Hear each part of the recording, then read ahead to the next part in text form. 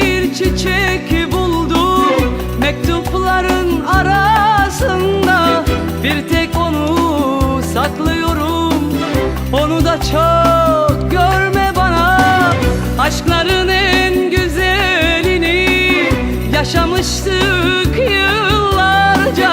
Bütün hüzünlü şarkılar hatırlatır seni bana.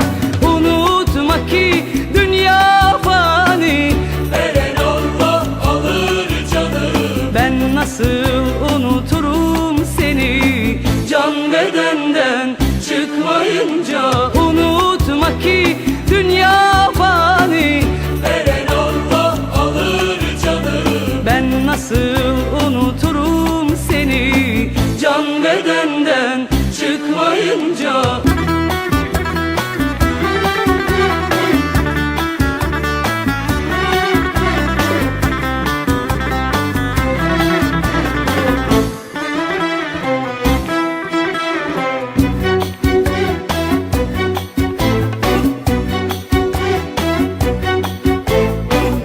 Kırıldı kanadım kolum, ne yerim var ne yurdum.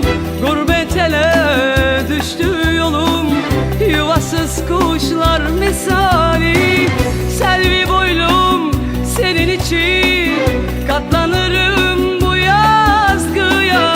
Böyle yazmışsa yaradan, kara toprak yeter bana. Unutma ki dünya fani, Veren Allah alır canım. ben nasıl unuturum seni can bedenden çıkmayınca.